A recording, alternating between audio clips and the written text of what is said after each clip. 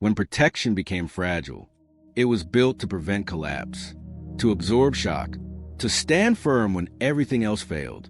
And for a long time, it worked so well that no one questioned it, until the day protection itself became the weakest point in the system. London had learned hard lessons from crisis.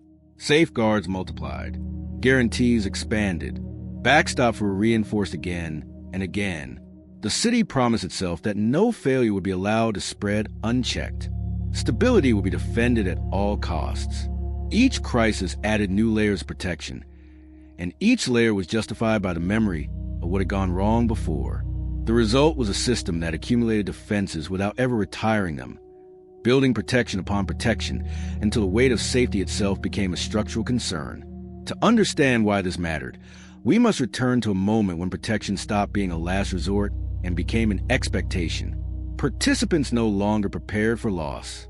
They prepared for rescue. Risk was taken with confidence that buffers would hold. Protection was no longer exceptional. It was assumed. The shift was psychological as much as structural, because once people believe they will be protected, they behave as if danger does not exist, and that behavior creates dangers that no amount of protection can contain. The reveal emerged quietly. As safeguards grew stronger, behavior grew bolder. Exposure increased behind layers of security. Decisions leaned on guarantees rather than judgment. The system looked safer than ever, but only because danger was being pushed deeper inside it. Protection was doing its job too well. By preventing small failures, it allowed larger ones to form unnoticed. By absorbing early shocks, it encouraged pressure to concentrate where protection could no longer reach. The shield was holding, but the ground beneath it was weakening. London was approaching a dangerous inversion. The very mechanisms designed to prevent collapse were now shaping the conditions for one. And once protection stopped releasing pressure, the city would have to confront how fragile safety can become when it is relied upon too completely. As protection became embedded into every layer of the system, London's financial behavior began to change in ways few acknowledged openly. Safeguards were no longer viewed as boundaries. They were treated as cushions, soft limits that invited approach rather than caution. Institutions expanded positions knowing losses would be absorbed. Risk models assumed intervention. Stress scenarios ended in rescue. Protection altered incentives quietly, encouraging participants to move closer to danger than they otherwise would have dared. Safety reshaped strategy in ways that were invisible to those inside the system. The calculation changed from whether an activity was prudent to whether it was protected, and once that substitution was made, prudence itself became obsolete. This created a subtle dependency. The system no longer asked whether risk was justified. It asked whether protection was sufficient. Exposure grew in complexity, hidden behind layers of assurance.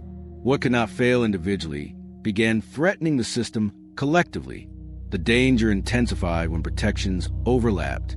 Multiple safeguards covered the same risks, blurring responsibility. No single actor felt accountable for restraint. Each trusted the buffer beyond them. Protection, once a defense, became a shared assumption. During calm periods, the illusion held. Losses were rare. Confidence grew. But beneath the surface, pressure accumulated. The system learned how to survive disturbance by deferring it. Small shocks were absorbed so completely that warning signals vanished. The very success of protection became its most dangerous feature because it removed the information that participants needed to assess their own vulnerability. London faced a growing imbalance. Protection had removed feedback.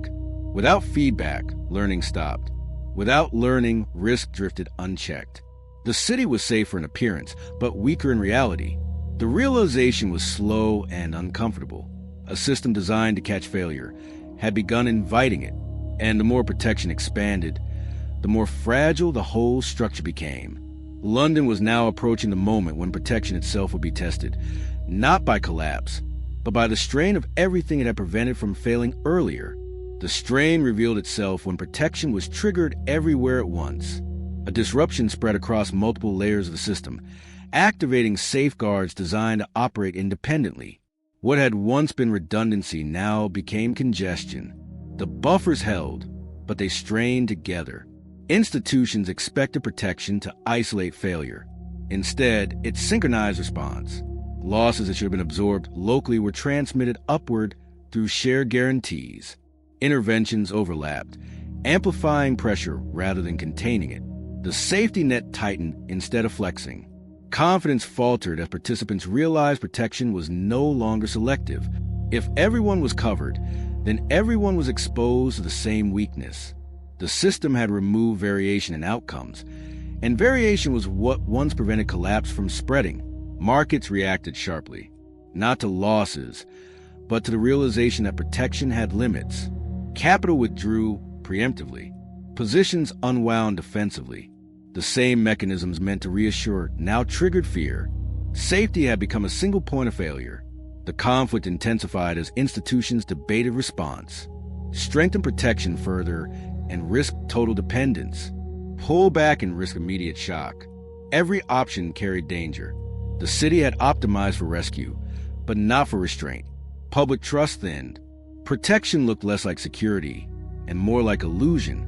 Participants questioned whether safeguards had prevented crises or merely postponed them until they arrived larger and faster. The doubt was corrosive because it struck at the foundation of the entire system. If protection could not be trusted, then every decision that had been made in reliance upon it was potentially compromised. London confronted a stark truth. A system cannot rely on protection alone. When safeguards replace discipline, fragility grows silently. The moment protection is doubted, stability evaporates. The city stood at the edge of recalibration.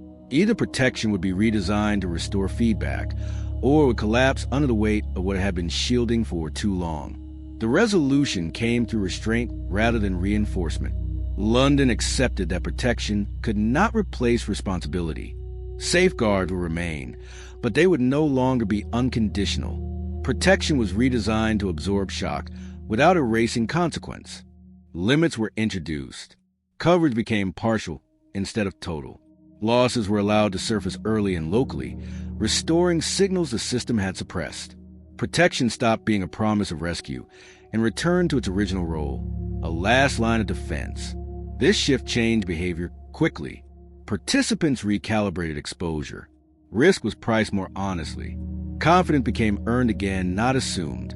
The system regained texture. Small failures contained losses, visible stress. Stability returned, not as illusion, but as resilience. London absorbed a hard-earned lesson. Safety that removes consequence creates fragility. Protection that preserves feedback creates strength. The difference is not generosity, but design. The city moved forward with fewer guarantees and greater durability. It learned that true protection does not prevent all damage. It prevents damage from becoming irreversible. And it does so not by eliminating risk, but by ensuring that risk remains visible, distributed, and small enough to be absorbed by the system it was designed to protect. Subscribe to join the journey. When